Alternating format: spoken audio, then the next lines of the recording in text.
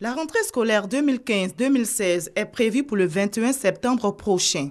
Parents, élèves s'activent pour les préparatifs. Les marchés et grandes surfaces sont pris d'assaut. On s'attelle à l'achat de livres, cahiers et autres effets scolaires. Dans les budgets pour cette rentrée scolaire, on n'oublie pas les cours à domicile. Les parents, soucieux de la réussite de leurs enfants, font appel aux répétiteurs. C'est une bonne chose parce que l'enfant même n'a pas le temps de bien étudier.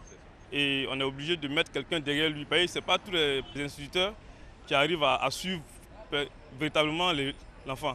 10 000 francs, 15 000, 25 000, voire 50 000 francs CFA. Les prix sont généralement fixés par les répétiteurs pour chaque élève enseigné.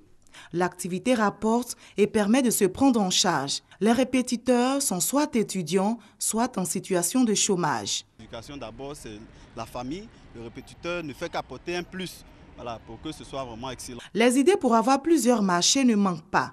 Affichage sur les poteaux électriques et autres lieux publics. La clientèle ne se fait pas rare. Les parents qui sollicitent les répétiteurs ont leur raison. Engager un répétiteur pour suivre ses enfants à domicile, ce n'est pas une mauvaise chose. C'est tellement important. Certains parents remettent en cause la qualité de l'enseignement des répétiteurs. C'est un peu une mauvaise chose, dans la mesure où ces encadreurs n'ont pas la pédagogie et ne sont pas qualifiés.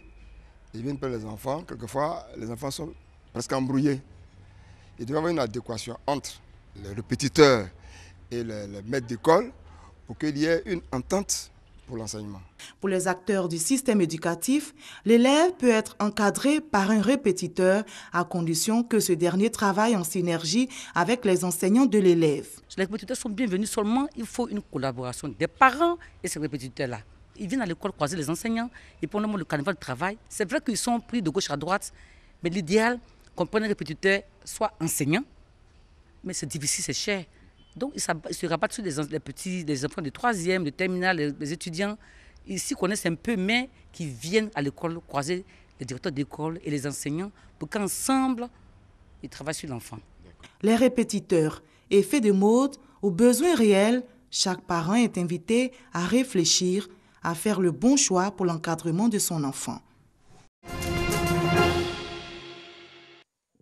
Ils sont 3 éléphants et ils troublent le sommeil des populations de Soukouobo, village situé à 8 km de Sikensi. Depuis plus de 3 semaines, ces pachidèmes ont élu domicile dans cette localité. Ils ont détruit la plupart des plantations. Ils sont dans mon champ un peu plus de 2 semaines.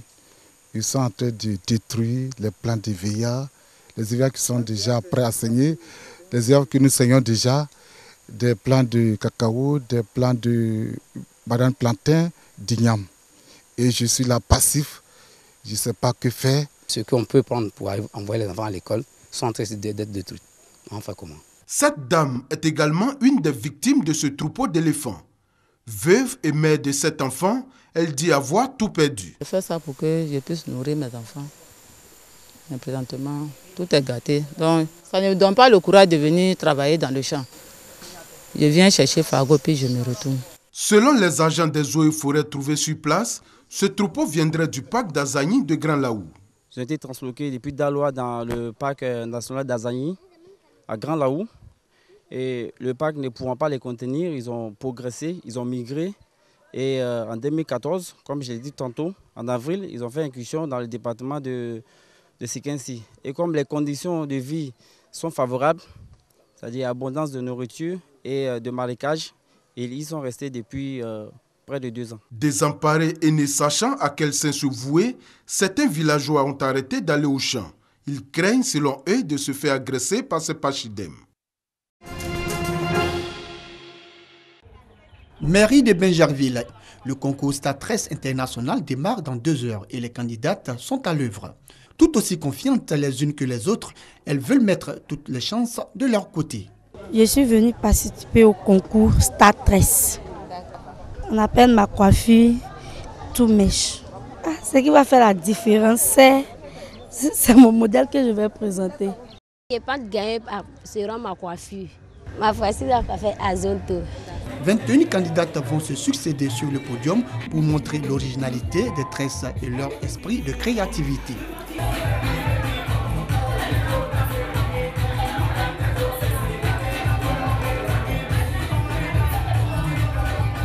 Après délibération du jury, ces lauréates au nombre de 5 ont désormais la lourde tâche de représenter la commune de Béjarville à la grande finale du concours prévu en 2016.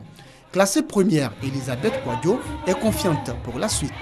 Je vais être la première au concours Star 13, à la grande finale de Star 13. Je vais créer encore plus. Star 13 International est une initiative de la présidente des tresseuses professionnelles de Côte d'Ivoire. Un tel projet tout simplement pour valoriser le métier de la tresse et surtout faire la promotion des techniques de tresse qui ne s'utilisent pas en Afrique. Pour participer à Star 13, il faut d'abord être une tresseuse. Il faut savoir déjà manipuler le métier de la tresse et puis il faut être déjà aussi installé. En plus des produits de beauté, les candidates ont reçu chacune des bourses d'études d'une valeur de 350 000 francs CFA pour être formées dans un cabinet de coiffure et d'esthétique. Prochaine étape, la commune de Cocody en octobre prochain.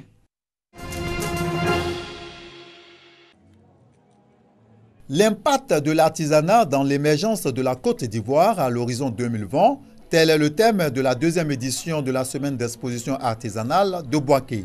L'objectif de cette semaine est de faire non seulement la promotion des produits artisanaux du district de la vallée du Banama, mais aussi du reste du pays.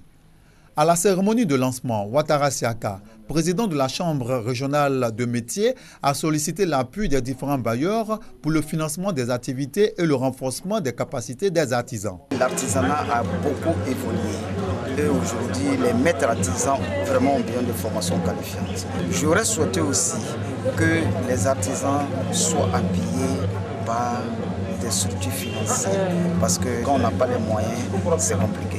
En présence des autorités administratives, politiques et coutumières de Bouaké, le parrain de cette deuxième édition et le représentant de la tutelle ont promis apporter leur soutien aux artisans de la région de Bouaké. Tout part de l'artisanat.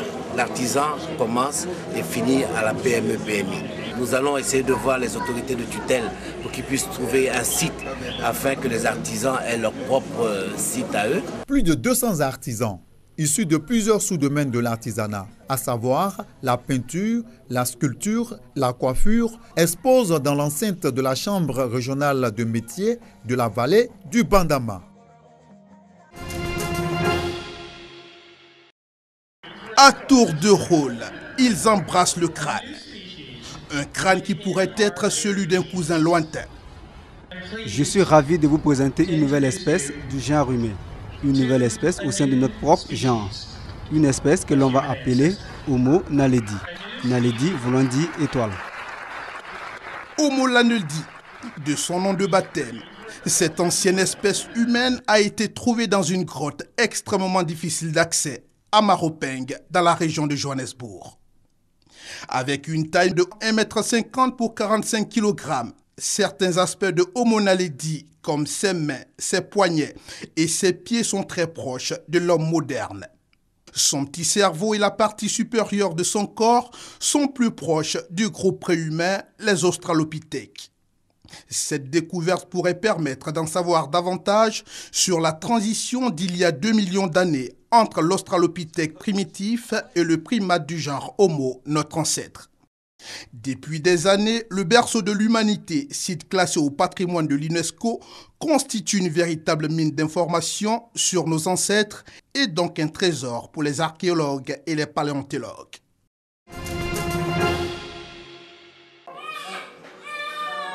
La santé de l'enfant en nette amélioration dans le monde. En 25 ans, le taux de mortalité infantile à l'échelle mondiale a baissé de 53% selon l'OMS.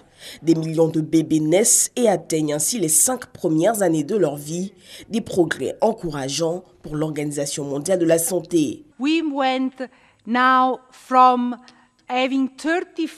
La mortalité infantile est passée de 35 000 décès en 1990 à 16 000 aujourd'hui.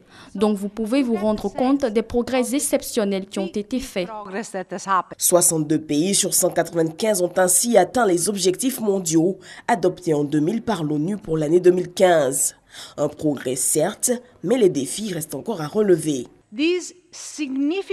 Ces progrès sont certes considérables, mais encore insuffisants pour atteindre les objectifs du millénaire pour le développement qui exigeait une diminution des 2/3 du taux de mortalité infantile et nous constatons aujourd'hui une réduction autour de 50%. L'Afrique subsaharienne enregistre les taux de mortalité infantile les plus élevés au monde. Un enfant sur 12 y meurt avant d'atteindre l'âge de 5 ans. Des efforts doivent donc être fournis davantage pour atteindre les objectifs de développement durable qui prévoient la réduction des décès de 25 pour 1000 naissances contre 42,5 en 2015.